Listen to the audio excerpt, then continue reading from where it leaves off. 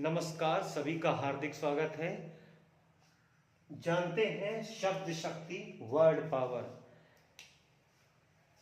जो सुन पड़े सो शब्द है, समझ पड़े सो अर्थ। ये रीतिकालीन कवि चिंतामणि जी ने शब्द शक्ति और शब्द के बारे में पंक्ति लिखी है। उनका मतलब है कि जो सुनाई पड़े वह शब्द है और जो समझ में आए वह अर्थ है। इस प्रकार शब्द का अर्थ बोध कराने वाली शक्ति को शब्द शक्ति कहते हैं। शब्द शक्ति का संक्षेप में शब्द शक्ति को शक्ति, वृत्ति या व्यापार कहा जाता है। शब्द शक्ति या शब्द तीन प्रकार से है। जैसे वाचक शब्द होता है, लक्षक और व्यंजक शब्द होता है।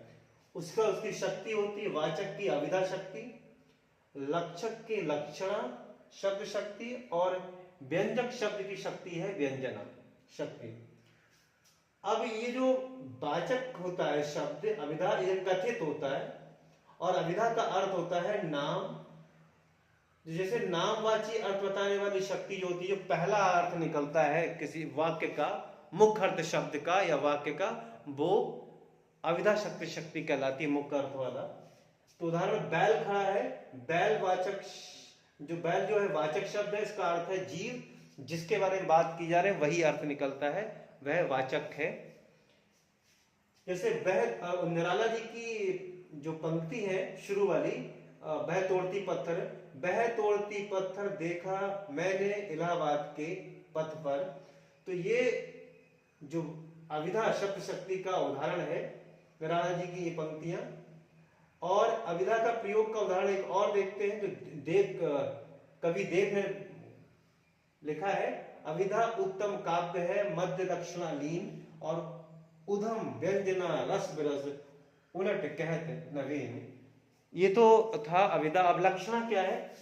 अभिधा के असमर्थ हो जाने पर जिस शक्ति का हमसे अर्थ निकलता है उसे लक्षणा कहते हैं। इसे फिगरेटिव सेंस ऑफ वर्ड कहते हैं। और जो वाचक था अभिधा था, उससे लिटरल सेंस ऑफ वर्ड। और यहाँ पर लक्षित जो लक्षणा है, लक्षित शब्द शक्ति, लक्षणा की शर्तें क्या होती है? मुख्य अर्थ में बाधा और उसके बाद में रूढ़ि या प्रयोजन का प्रयोग करते हैं हम इसमें। रूढ़ि का होता है प्रयोग प्रभाव, बोलने का तरीका, किसी बात को कहने की प्रथा रूढ़ि कहलाती है। अब प्रयोजन का क्या मतलब होता है? मतलब, अभिप्राय। उद्देश्य क्या होता है कि माना हम किसी को अतिशय मूर्ख कहना चाहते हैं, अगर लक्षणा शब्द शक्ति का प्रयोग करेंगे, मूर्ख कहना चाहते हैं, तो हम कहेंगे बैल, तुम बैल हो। तो क्या है, इसका बैल शब्द का प्रयोग यहाँ अतिशय बुद्धिहीन के लिए प्रयोग किया गया। कोई वैसे बैल जो शब्द है वो रूड हो गया है बुद्धिहीन के लिए। बैल का मतलब, अगर हम किसी इंसान को बैल कहते हैं तो उसका मतलब है मूर्ख, बुद्धि। और जितने भी मुहावरे, लोकोक्तियों का प्रयोग करते हैं वो सभी लक्षणा शब्द शक्ति का प्रयोग है, मुहावरों का प्रयोग करना भी। तीसरा होता है सजेस्टिव सेंस ऑफ वर्ड, व्यंजना शब्द शक्ति, व्यंजक शब्द की। इसमें जो अर्थ निकलते हैं व्यंजित, ध्वनित और सूचित अर्थ होते हैं, व्यंग्यार्थ कहते हैं इन्हें।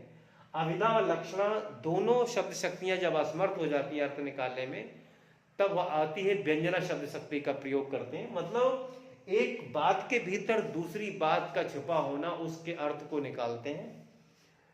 जैसे एक उदाहरण है, बहुत ज्यादा फेमस है, सूर्य अस्त हो गया, प्रसंग विशेष अर्थ। जैसे अब किसान अपने बेटे, किसान अगर के लिए जो सूर्यास्त होने का मतलब है कि अब हल लेकर घर चलो, और जितने भी प्रसंग बस आएंगे उसी हिसाब, जैसे सूर्यास्त हो गया, जो किसी का बेटे का देहांत हो जाना, मतलब उसके जीवन का सूर्य है वो उजाला है, वो अस्त हो गया।